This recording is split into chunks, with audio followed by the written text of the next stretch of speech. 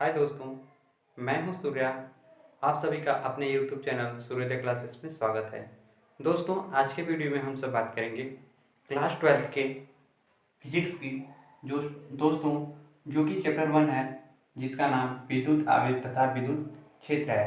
दोस्तों, इस चैप्टर में से हम लोगों ने 5 टॉपिक समाप्त कर चुके हैं। वीडियो नंबर 1 में कौन कौन सी टॉपिक समाप्त किए हैं देखिए, भूमिका खत्म किए हैं। दूसरा विद्युत आवेश, तीसरा चालक तथा विद्युत रोधी, चौथा प्रेरण द्वारा आवेशन, पांचवा विद्युत आवेश के मूल गुण। इतना दोस्तों हम लोगों ने पहले वीडियो में खत्म कर चुके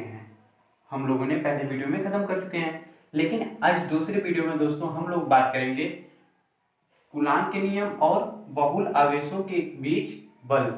इन दो टॉपिक पे आज बात करेंगे दोस्तों। कौन कौन सी टॉपिक? कूलाम नियम तथा कूलाम नियम पहली टॉपिक हो गई, और दूसरी टॉपिक हो गई बहुल आवेशों के बीच बल। तो दोस्तों, इन दो टॉपिक के ऊपर आज की वीडियो में हम सब बात करेंगे, जो कि वीडियो नंबर 2 होगी। आज की वीडियो नंबर दोस्तों 2 होगी। वीडियो नंबर 2 में बात करेंगे कूलाम नियम तथा बहुल आवेशों के बीच बल। तो दोस्तों, चलिए आज की वीडियो बिना देर के स्टार्ट करते हैं।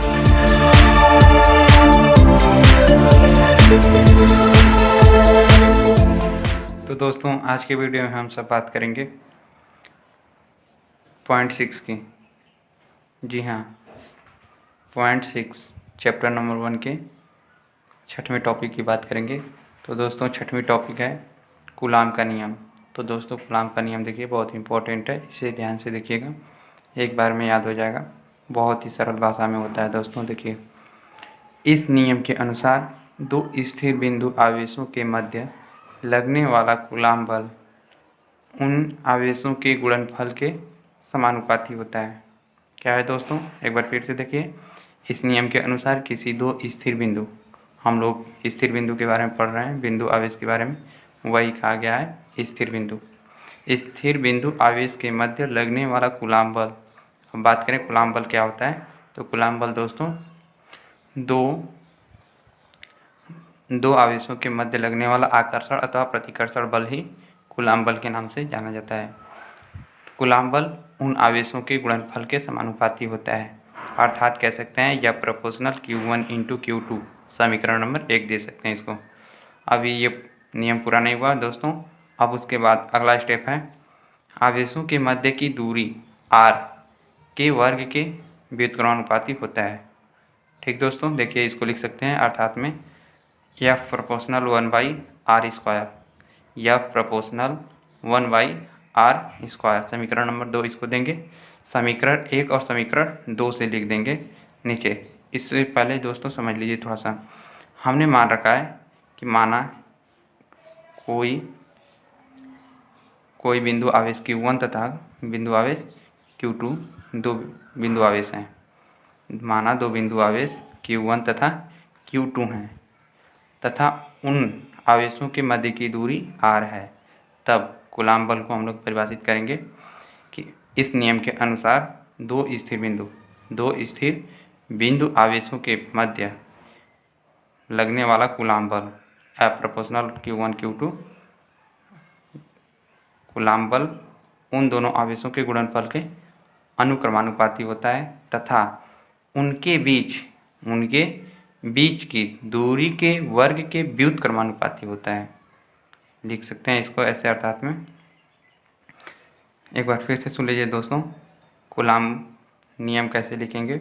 तो लिखेंगे इस नियम के अनुसार किन्हीं दो बिंदु आवेशों के मध्य लगने वाला आकर्षण अथवा प्रतिकर्षण या कूलाम बल उन दोनों आवेशों के गुणनफल के अनुक्रमानुपाती तथा उनके बीच की दूरी के वर्ग के व्युत्क्रमानुपाती होता है, कूलाम का नियम कहलाता है।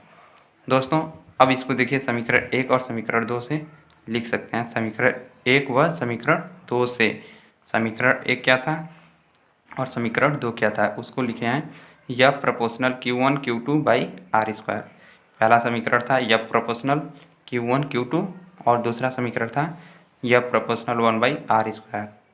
तो दोस्तों, इसको टोटल लिख दिया गया है समीकरण 1 और समीकरण 2 से F proportional Q1 into Q2 by R square.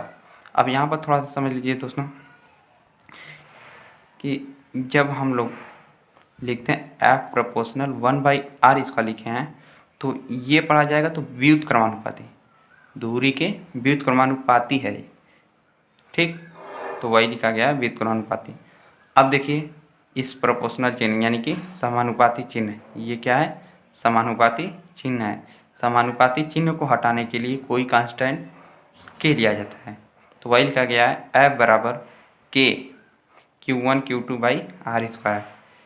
के क्यों लिया गया है, प्रोपोर्शनल का चिन्ह हटाने के लिए, समानुपाती का चिन्ह हटाने के लिए। जहाँ में दोस्तों देखिए, जहाँ के क्या है, नियतांक है, या फिर इसको लिख सकते हैं, देखिए के का मान होता है, के का मान निश्चित है, तो ये मान कितना है देख लीजिए थोड़ा सा, के बराबर 1/4 पाई एप्सिलॉन नॉट। ये जो है थोड़ा ई टाइप का बनाकर सुनना दे दिया गया है, तो इसको बोला जाता है एप्सिलॉन नॉट या एप्सिलॉन जीरो, एप्सिलॉन नॉट या एप्सिलॉन जीरो। इसका भी मान होता है दोस्तों, इसका मान कितना होता है, 9 × 10⁻9 newton metre square coulomb square, newton metre square coulomb square. ये कहाँ से आ गया मात्रक इतना, तो दोस्तों देखिए बल का मात्रक क्या चीज़ होता है, न्यूटन होता है। तो न्यूटन होता है तो यहाँ से देखिए ये तो रहा कूलाम स्क्वायर, कूलाम स्क्वायर, तो इसका के का मान देखिए मात्रक रखा गया है तो नीचे कूलाम स्क्वायर रखा गया है, कूलाम से कूलाम कट जाएगा, बचेगा क्या, अब बच जाएगा newton metre square. Newton metre देखिए यहाँ पे नीचे जो है आर स्क्वायर है ना, आर स्क्वायर है तो मीटर, आर दूरी को हम लोग किस में मापते हैं, मीटर में मापते हैं, तो मीटर स्क्वायर हो जाएगा यहाँ से, तो मीटर से मीटर कट जाएगा, मीटर से ऊपर है देखिए, मीटर से मीटर कट जाएगा, बचेगा क्या, बस बचेगा न्यूटन। तो एफ का मात्रक न्यूटन होता है। तो दोस्तों यहाँ से के का मात्रक निकाला जाता है, के का मात्रक यहाँ से निकल कर आएगा। के बराबर करेंगे तो कितना हो जाएगा, के बराबर करेंगे तो एफ बटे में एफ आर स्क्वायर बटे में Q1 Q2 हो जाएगा, यहाँ से मात्रक निकालना चाहें तो दोस्तों ये के का मान हम लोग इसमें रख दें तो देखिए हमको नया फार्मूला कितना मिलेगा, कैसा मिलेगा उसको भी देख लीजिए। जब हम लोग के का मान रखेंगे 1/4 पाई एप्सिलॉन नॉट तो हो जाएगा एफ बराबर 1/4 pi epsilon naught into Q1 into Q2 बटे में आर स्क्वायर, ठीक। अब यहाँ में बात कर लें एप्सिलॉन नॉट क्या है, एप्सिलॉन नॉट या एप्सिलॉन जीरो, ये क्या चीज़ है, तो दोस्तों ये है निर्वात की विद्युतशीलता, निर्वात की विद्युतशीलता है। जबकि एप्सिलॉन नॉट का मान होता है कितना होता है 8.85 × 10⁻12 कूलाम स्क्वायर प्रति मीटर न्यूटन मीटर स्क्वायर। कितना होता है दोस्तों, एप्सिलॉन नॉट का मान कितना होता है, देखिए 8.85 इंटू 10⁻12 कूलाम स्क्वायर बटे में न्यूटन मीटर स्क्वायर होता है, ठीक। अब यहाँ से आप लोग बीमी सूत्र भी लिख सकते हैं, यहीं से ये यदि मात्रक याद रहे तो आप लोग यहाँ से बीमी सूत्र लिख सकते हैं, ठीक दोस्तों। अब चलिए आगे कुछ बात कर लेते हैं। तो दोस्तों आगे है, देखिए आगे है यदि एप्सिलॉन आर कोई माध्यम में उपस्थित हो तो एप्सिलॉन आर क्या आ गया, ये माध्यम का विद्युत चुंबकीय विद्युतशीलता है, विद्युतशीलता है, देखिए नीचे एफ बराबर 1/4 pi epsilon naught into epsilon R into Q1 Q2 बटे में आर स्क्वायर। ये लिखेंगे जब कोई माध्यम का विद्युतशीलता दे दिया तब उसके लिए ये फार्मूला लगाएंगे, ये वाला देखिए ये वाला फार्मूला लगाएंगे जब विद्युतशीलता दे दिया तो। इसको टोटल लिख सकते हैं दोस्तों, एफ बराबर 1/4 pi epsilon into Q1 into Q2 बटे में आर स्क्वायर। इतना लिख देंगे, कब लिखेंगे, जब माध्यम का हमें विद्युतशीलता दिया होगा तब के लिए। दोस्तों यहाँ की बात कर लें, जहाँ में है एप्सिलॉन बराबर epsilon naught into epsilon R, देखिए एप्सिलॉन नॉट और एप्सिलॉन आर यहाँ पर है तो इसको हटाकर केवल लिख दिया गया एप्सिलॉन। तो एप्सिलॉन का मान कितना होता है दोस्तों, epsilon naught into epsilon R, ठीक। मतलब कि एप्सिलॉन क्या चीज़ है, माध्यम की निरपेक्ष विद्युतशीलता, माध्यम की निरपेक्ष विद्युतशीलता है। वही बात कर लें एप्सिलॉन आर क्या है, तो वही माध्यम की सापेक्ष विद्युतशीलता है। ठीक, सापेक्ष तथा निरपेक्ष दोस्तों यहाँ पर कन्फ्यूजन मत कीजिएगा, ये आप लोग प्रकाश के अपवर्तन में पढ़े होंगे। ठीक दोस्तों, अब एक बार फिर से देख लीजिए कूलाम नियम क्या होता है। तो कूलाम नियम दोस्तों किन्हीं दो बिंदु आवेशों के मध्य लगने वाला आकर्षण अथवा प्रतिकर्षण बल उन आवेशों के गुणनफल के अनुपानुपाती तथा उन आवेशों के दूरी के वर्ग के व्युत्क्रमानुपाती होता है। जब अनुक्रमानुपाती का चिन्ह हटाएंगे तो वही नियतांक आ जाएगा के। अब के का मान होता है दोस्तों कितना होता है, के का मान होता है 1/4 एप्सिलॉन नॉट, उसी के बराबर होता है 9 × 10⁹ न्यूटन मीटर प्रति कूलाम स्क्वायर। ठीक, अब वही बात करें, यदि कोई माध्यम दे दे आर, ई आर मतलब एप्सिलॉन आर, तो उसके लिए कितना बन जाएगा फॉर्मूला, उसके लिए बन जाएगा F बराबर 1/4 एप्सिलॉन इंटू Q1 Q2 बटे में R स्क्वायर। ठीक दोस्तों, अब इसके आगे कुछ बात करते हैं। अब दोस्तों बात करते हैं अगले टॉपिक की। देखिए आगे हम लोग देखेंगे माध्यम और एप्सिलॉन आर का मान। एप्सिलॉन नॉट क्या है, एप्सिलॉन नॉट क्या है, तो सापेक्ष विद्युतशीलता है। ठीक दोस्तों, तो देखिए इसका मान भिन्न भिन्न माध्यमों में कितना होता है। तो दोस्तों बात करें निर्वात में कितना होता है, 1 होता है। निर्वात में एप्सिलॉन आर का मान 1 होता है, जबकि अभ्रक के लिए 6 होता है। अभ्रक के लिए 6 होता है, पानी के लिए 80 होता है और किसी धातु के लिए अनंत होता है। किसी धातु के लिए विद्युतशीलता अनंत होता है।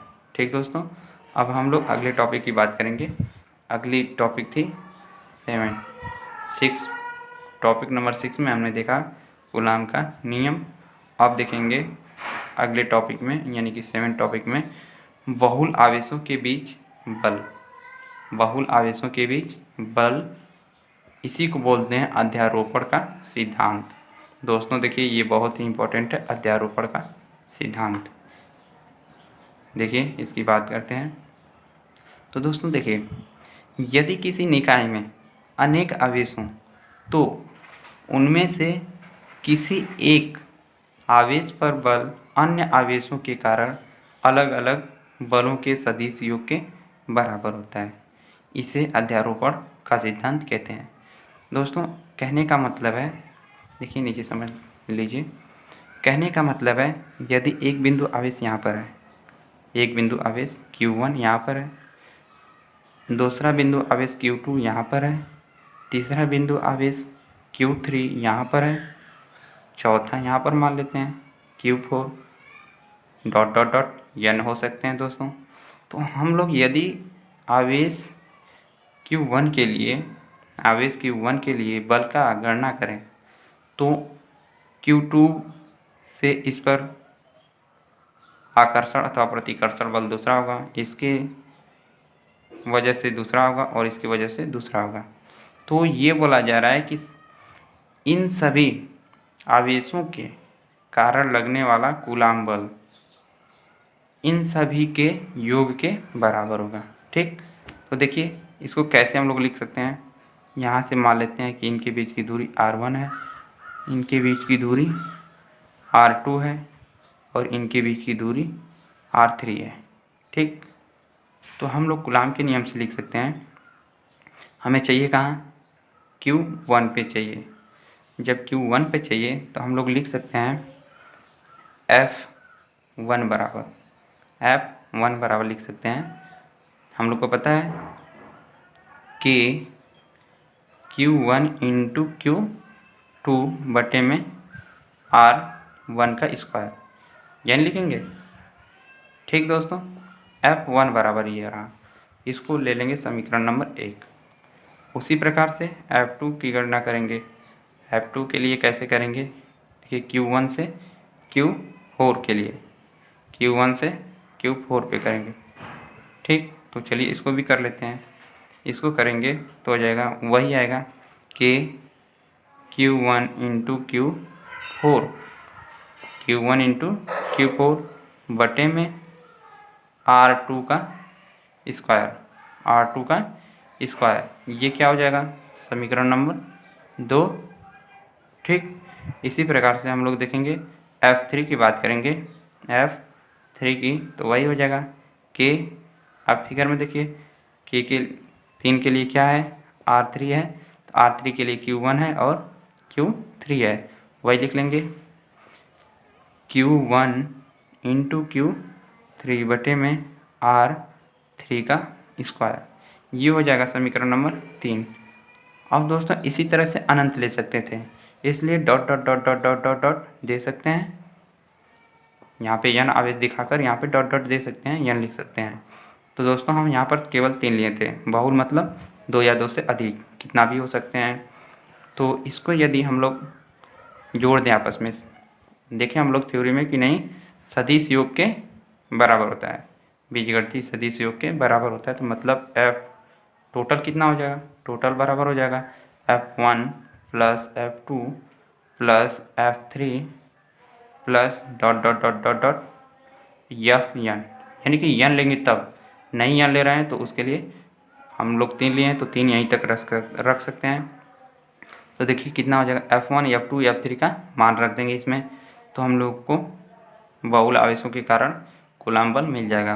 तो देखिए कितना हो जाएगा, F1 का मान कितना है के Q1 Q2 बटे में R1 का स्क्वायर प्लस के Q1 इंटू Q4 बटे में R2 का स्क्वायर प्लस के Q1 Q3 बटे में R3 का स्क्वायर। अब इसमें से देखिए क्या चीज़ कॉमन है, के बटे में R स्क्वायर और Q1 भी सब में कॉमन है, इसलिए उसको भी हम लोग कॉमन ले लेंगे। तो क्या हो जाएगा देख लीजिए, यह बराबर के Q1 कॉमन हो जाएगा और R स्क्वायर रह जाएगा, R1 है R2 है R3 तीनों अलग अलग हैं, इसलिए इसको कॉमन नहीं लेंगे दोस्तों। तो देख लीजिए कितना हो जाएगा, Q2 बटे में R1 का स्क्वायर प्लस Q4 बटे में R2 का स्क्वायर प्लस Q3 बटे में R3 का स्क्वायर, यही फार्मूला बन जाएगा। दोस्तों देखिए इससे डरने की कोई बात नहीं है, यह बहुत सिंपल है, जैसे कूलाम बल निकाला जाता है उसी तरह से बहुल आवेशों के कारण निकाल सकते हैं। ठीक, यदि आप लोग कूलाम बल समझ गए तो ये भी समझ जाएंगे। क्या चीज़, बहुल आवेशों के बीच बल, बहुल आवेशों के बीच बल क्या चीज़ है, कूलाम नियम से ही निकालना है, इसी को अध्यारोपण का सिद्धांत कहते हैं। एक बार फिर से देख लीजिए, बहुल आवेशों के बीच बल क्या चीज़ होता है, इसे अध्यारोपण का सिद्धांत कहा जाता है। तो दोस्तों यदि किसी निकाय में अनेक आवेश हों, देखिए इस निकाय में मतलब ये जो फिगर है, इस फिगर में अनेकों आवेश हैं। ठीक, तो यदि किसी निकाय में अनेकों आवेश हों तो उनमें से किसी पे भी ले सकते थे, इस पे भी, इस पे भी, इस पे भी, किसी पर भी ले सकते थे। ठीक, तो हम केवल इस पे लिए Q1 पे, ठीक ना। तो दोबारा एक बार बात करते हैं, यदि किसी निकाय में अनेक आवेश हों तो उनमें से किसी एक आवेश पर बल अन्य आवेशों के कारण अलग अलग बलों के सदिश योग के बराबर होता है, इसे अध्यारोपण का सिद्धांत कहते हैं। तो देखिए इसके बीच हमने बल निकाला, इसके बीच निकाला बल और इसके बीच बल निकाला और तीनों को हमने जोड़ दिया, वही जो जोड़ा गया है वही बहुल आवेशों के बीच बल होगा, यही अध्यारोपण का सिद्धांत कहलाता है। दोस्तों इस वीडियो में बस इतना ही, अब इससे आगे अगली वीडियो में बात करेंगे। दोस्तों यदि वीडियो आप लोगों को अच्छी लगी हो तो इस वीडियो को लाइक और शेयर अवश्य करें। यदि दोस्तों आप लोगों को इसमें कुछ संदेह है तो आप लोग कमेंट के द्वारा पूछ सकते हैं। तो दोस्तों यदि आप सब मेरे चैनल पे नए हों तो मेरे चैनल को सब्सक्राइब कर बेल आइकन की घंटी को ज़रूर प्रेस कर लें, ताकि नई वीडियो आए तो आप सभी को नोटिफिकेशन जल्द पहुँचे। दोस्तों, thank you for watching this video.